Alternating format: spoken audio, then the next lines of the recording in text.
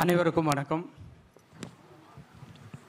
இந்த விழாவிற்கு சிறப்பு விருந்தினராக வருகை தந்து அமர்ந்திருக்கிற மத்திய அமைச்சர் அண்ணன் எல் முருகன்ஜி அவர்களே மற்றும் இங்கே வருகை தந்திருக்கிற அனைத்து பெருமக்களே, உங்கள் அனைவருக்கும் என்னுடைய முதற்கண் வணக்கத்தை தெரிவித்துக் கொள்கிறேன். 5 வருடங்களுக்கு முன்பு மூக்குத்தி அம்மன் அப்படின்னு ஒரு படம் எடுக்கணுண்டு அருமை நண்பர் ஆர்ஜே பாலாஜி வந்து என்னை அப்ரோச் பண்ணி அந்த படத்தினுடைய கதையை சொன்னார். எங்களுடைய குடும்பத்தினுடைய குலதெய்வம் வந்து மூக்குத்தி அம்மன். அது அவர் பேர் சொன்ன உடனே எனக்கு அது ரொம்ப பிடிச்சி போய் உடனே ஆரம்பிக்கலாம் அப்படின்னு சொன்னேன். அப்போ அம்மனாக நடிக்கிறதுக்கு யாரை கூப்பிடலாம் அப்படின்னு முடிவு பண்ணும்போது த ஒன் அண்ட் ஒன்லி ஒரே சாய்ஸ் சொன்னது நயன்தாரா அவர்கள். உடனே அவர் அப்ரோச் பண்ணோம். அவங்களும் உடனே அதுக்கு ஒத்துக்கிட்டு வந்து மூக்குத்தி அம்மனாவே அந்த படத்தில் வாழ்ந்தாங்க. அந்த படம் மக்களிடையே பெரிய எதிர்பார்ப்பு கொடுத்துச்சு. அந்த படம் அடுத்து ஒரு 5 வருடங்கள் ஆயிடுச்சு. அதுக்கப்புறம் நானும் அம்மன் படம் ஏதாவது வரும் அப்படின்னு பார்த்துட்டு இருந்தேன். வர மாதிரி இல்லை. பேன் இந்தியாவாக ஒரு படம் பண்ணணும். அம்மன் படம் எதுவுமே வரல, இங்கே இந்தியாவிலையும் வரல, எதுலேயுமே வரல. அதனால் ஏன் நம்ம வந்து மூக்குத்தி அம்மன் 2 பண்ணக்கூடாது அப்படின்னு எங்கள் டீம், வேல்ஸ் டீமோட ஒரு டிஸ்கஷன் நடந்தப்போ இந்த ஃப்ரான்ச்சைசி அப்படின்னு அம்மனுடைய ஃப்ரான்ச்சைசி யாரை வச்சு இதை டைரக்ட் பண்ணலாம் அப்படின்னு நினைக்கும்போது the one and only Sundar C sir தான் இந்த படத்துக்கு. அதாவது அவர் இப்போ வந்து அவரை வந்து ஃப்ரான்ச்சைசி கிங்குன்னே சொல்லலாம். ஏன்னா அரண்மனை அண்டு கலகலப்பு இதெல்லாம் 5, 6 அப்படின்னு எடுத்துகிட்டு போயிட்டு இருக்காரு. அதுவும் எல்லாமே வெற்றி படமாக எடுத்துகிட்டு போயிட்டுருக்காரு. ஸோ உடனே அவரை போய் அப்ரோச் பண்ணி இந்த மாதிரி சார் மூக்குத்தி அம்மன் 2 பண்ணணும் அப்படின்னு கேட்டேன். உடனே எனக்கு ஒரு 1 மந்த் டைம் கொடுங்க அப்படின்னு சொன்னார். 1 மந்த் முடிஞ்சு ஒரு ஸ்கிரிப்டோடு வந்து ஒரு 3 மணி நேரம் நரேட் பண்ணார். நான் இது வரைக்கும் அந்த மாதிரி ஒரு கதை கேட்கல. ரொம்ப பிரமாதமாக இருந்துச்சு.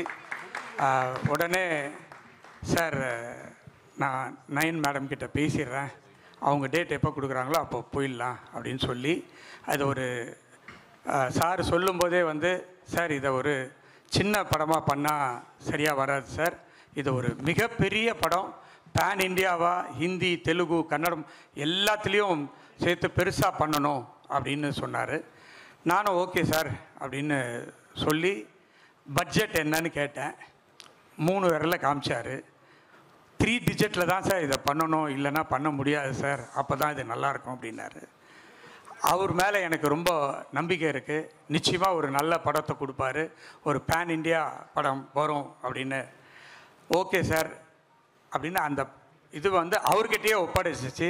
ஸோ இந்த ஃபுல் படத்தையும் அவரே தான் தயாரிக்கிறாரு. ஸோ நான் வந்து ஒரு பேர் மட்டும்தான். ஸோ இந்த படத்தில் டெக்னிக்கல் ஆகட்டும், பட்ஜெட் ஆகட்டும், விஷுவல் ஆகட்டும், எல்லாமே வந்து எக்ஸ்ட்ராடினரி தியேட்ரிக்கல் எக்ஸ்பீரியன்ஸாக நிச்சயமாக இருக்கும். அதில் எனக்கு ஒரு பெரிய நம்பிக்கை இருக்குது. இந்த படம் வந்து பூஜை இந்த அளவுக்கு பண்ணியிருக்கோம். நிச்சயமாக படத்தை இதோட பெருசாக பண்ணுவோம். ரிலீஸை அதுக்கு மேலே பேன் இந்தியாவில் வேர்ல்டு வைடு பண்ணுறதுக்கு எல்லா வேலையும் பண்ணிகிட்ருக்கோம்.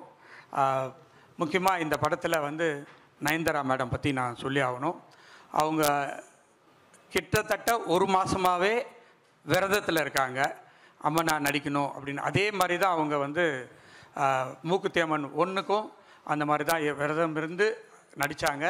இப்போ 1 வாரமாக அவங்க மட்டும் இல்லை, அவங்க வீட்டில் அவங்க குழந்தைங்க எல்லாமே விரதத்தில் இருக்காங்க. இப்போ வந்துக்கிட்டே இருக்காங்க.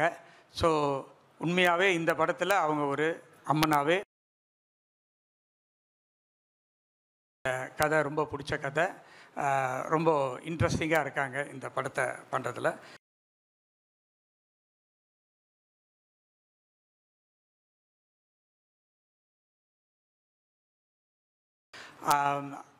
பழைய 1 படத்தில் ஊர்வசி மேடம் பாதி அருமை தம்பி, எனக்கு ரொம்ப என்னுடைய அன்பு சகோதரர்னு சொல்லலாம். அவர் தான் அந்த ஃபஸ்ட்டு படத்தை மியூசிக் போட்டார். சாரி, போடல. உடனே சுந்தர் சார் சொன்னார்,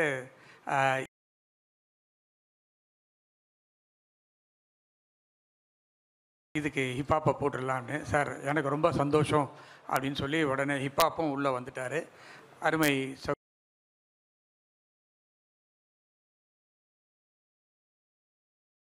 சகோதரர் துனியா விஜய் கர்நாடகாவில் இந்த படத்துலேயும் அதை விட ஒரு பயங்கரமான அதில் போட்டு அஜித் சாரெல்லாம்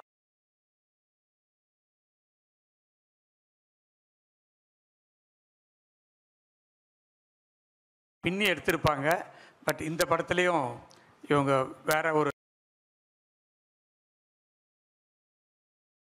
நம்ம அன்பு இவர் இல்லாத படமே இல்லை. வேல்ஸ் ஃபிலிம்லேயும் அவர் ஒரு கம்பெனி ஆர்டிஸ்ட் மாதிரி, வேல்ஸ் ஃபிலிம்னாலே அவர் இருப்பார். அவர் இல்லைன்னா வேல்ஸ் ஃபிலிம் இல்லை, வேல்ஸ் ஃபிலிம் இல்லைன்னா